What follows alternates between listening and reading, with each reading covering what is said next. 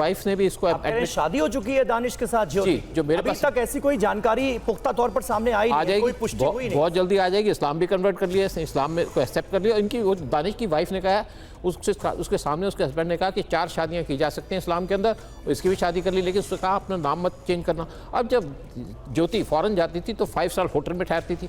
जितनी भी उनकी फॉरेन की विजिट थी वो सारी की सारी फाइनेंस की जाती थी पाकिस्तान के आईसी के द्वारा। आप कुल मिलाकर सूद साहब आप ये कहने की कोशिश कर रहे हैं कि मुमकिन है रेकी के पर्पस के लिए ज्योति को अपॉइंट किया गया आईएसआई की तरफ से, इसकी संभावना, इसका शक आपको ज्यादा लगता है? बिल्कुल। एक और पर्पस बताऊं मैं। हाँ, ज्योति स्पेशली क्यों गई नेपाल के अंदर?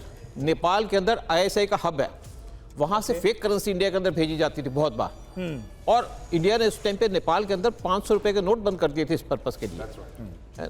तो बेसिकली ज्योति का पर्पस था नेपाल भेजने का, कि नेपाल के अंदर भी कुछ दूसरे काम कर सके। देखिए जितने भी इंडिया के टेररिस्ट अटैक हुए, आप IC-814 लगा लीजिएगा, वो भी नेपाल से ओरिजिनेट हुआ था। आप पार्लियामेंट का अटैक लगा लीजिएगा, वो भी नेपाल से ओरिजिनेट हुआ था, क्योंकि वहां से फ्री मूवमेंट होती है और पाकिस्तान उस पर काम करता है, पाकिस्तान को एजेंडा मिल जाता है, वहां से इंडिया इनकी फ्री।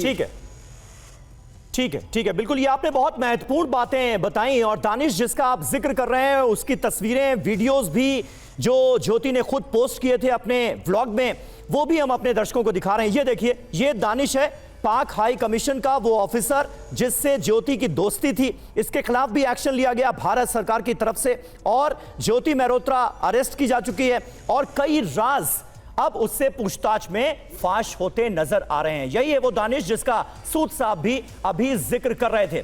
सिंह साहब, आपका एक लंबा एक्सपीरियंस रहा, और उस अनुभव के आधार पर, बल्कि मैं सीधे आपसे पूछता हूं कि आप जब सर्व कर रहे थे पुलिस डिपार्टमेंट में, तो उस वक्त तो तमाम ऐसे जासूस भी जांच की जद में आए होंगे जो आईएसआई के लिए काम करते हुए पकड़े गए होंगे। क्या जानकारियां, किस तरह की जानकारियां उनके पास से आप लोगों को मिली, और उसके बिना पर आज कुछ बताना चाहेंगे आप?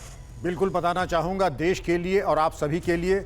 विद्वान पैनलिस्ट एम्बेसडर दीपक वोरा सर, सूद सर, जनरल कुलकर्णी सर अभी हमारा ज्ञानार्जन करेंगे, और देशवाल जी भी। मैं ये बताना चाहूँगा, इनकी जो जहन की तरबियत और वायरिंग होती है, वो एक महीनों और वर्षों के बाद एजेंट तैयार होता है। फिर इनको टास्क दिया जाता है, क्या आप CRPF, मैं रियल लाइफ बता रहा हूँ, क्या आप CRPF ग्रुप सेंटर के ऊपर हमला करेंगे? कुछ लोग बैकआउट, कुछ कहते हैं हाँ हम करेंगे, वो करते भी हैं, कामयाब भी होते हैं, और फिर यूपी पुलिस के ATS और STF के हत्थे चढ़ जाते हैं। इंट्रोगेशन होता है, पहले 3 दिन कहते हैं कि आप बोटी बोटी काट दीजिए, हम एक लफ्ज नहीं निकालेंगे। हमने कहा पहले रुक जाओ, ठहर जाओ जरा, तुम्हारे अंदर का जब नशा उतर जाएगा तब हम बात करेंगे तुमसे। 72 घंटे बीतते हैं तो फिर वो दुम हिला करके लार टपकाते हुए कहते हैं अंकिल जी बताइए क्या जानना चाहते हैं। तो अंकिल जी जब पूछते हैं तो बिल्कुल ग्रामोफोन का रिकॉर्ड, क्योंकि हम लोग 3rd डिग्री इस्तेमाल नहीं करते हैं, हम लोग साइकोलॉजी से इस्तेमाल करते हैं, वैज्ञानिक तरीके से इस्तेमाल करते हैं, पॉलीग्राफ टेस्ट करते हैं, नार्को एनालिसिस करते हैं। और आजकल तो सर इलेक्ट्रॉनिक एविडेंस ही इतने सारे हो जाते हैं कि सामने वाला कुछ बोल नहीं पाता, छूने की जरूरत नहीं है। अब इसके बाद बात आती है कैसे आप उनसे, वो फिर भी आपको मिसगाइड करने की कोशिश करते हैं, गुमराह करने की कोशिश करते हैं, और बहुत ही आप पेशेंट इंट्रोगेशन एक कला भी है, विज्ञान भी है। जब आप पूछते हैं तो परत दर परत तरीके के उनके पैम्फलेट्स भी ISI के हमारे हाथ लगे। उन पैम्फलेट्स का एक मुझे वाक्य याद आ रहा है, लोगों से गुफ्तगू करो, गुफ्तगू करने से और गौर से देखने में बड़ी मालूमात हासिल हो जाती हैं। अ प्रोफाउंड सेंटेंस कि कुछ न करो, सिर्फ बातचीत करो, गुफ्तगू करो। और उसने जो अल्फाज इस्तेमाल किए हैं और जो नज़ारे हैं, इसीलिए आपने जो इन्फ्लुएंस को देखा, भाई ये तो सबको मालूम है, लेकिन जो सड़क का तरीका, उसका मटेरियल, सड़क में आमोदरफ, वो तमाम चीज़ें इनकी मेमोरी फाइल्स में ISI पाकिस्तान की जाती हैं। अब 2 तरह के इंट्रोगेटर्स होते हैं, एक मेरी तरह के होते हैं जिसको जा कहते हैं कि तुम कितने भी कड़े क्यों ना हो, मैं तुमसे उगलवा तो लूँगा। और हमसे भी ज़्यादा कामयाब वो होते हैं जनरल कुलकर्णी देशवाल साहब ऐसे बड़ी मुलायमियत के साथ बिरयानी पेश करके, और तुमकी पूरी तरह वो भी ज़्यादा कामयाब हो जाते हैं, कभी कभी ज़्यादा कामयाब हो। लेकिन मकसद है इन्फॉर्मेशन निकालना।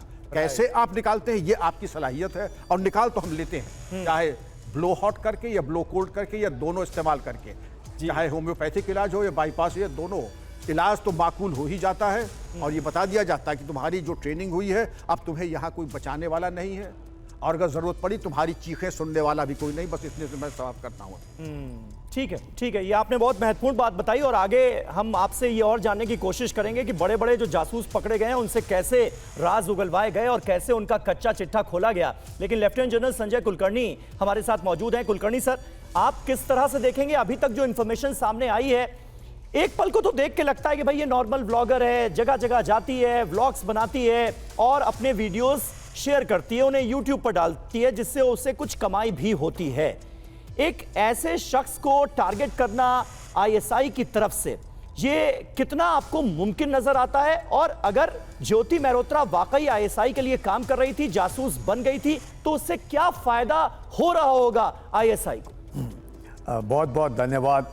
आपने सब वेरी इम्पोर्टेंट पैनलिस्ट, बहुत जिनके सेवा इस पूरी फील्ड में है, लेकिन मैं आपको बताना चाहता हूँ ये सबसे पुराना काम है।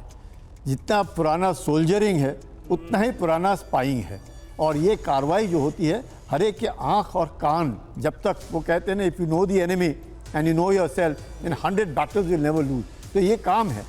आईएसआई एक ऑर्गेनाइजेशन है जिसका खास मकसद शुरुआत से ही रहा है 1947 से लगातार। जब आज़ादी मिली, आपको आश्चर्य होगा, पूरा मिलिट्री इंटेलिजेंस के में सिर्फ एक टेबल और चेयर रह गया था, बाकी सारे के सारे डॉक्यूमेंट्स वो लेकर के चले गए।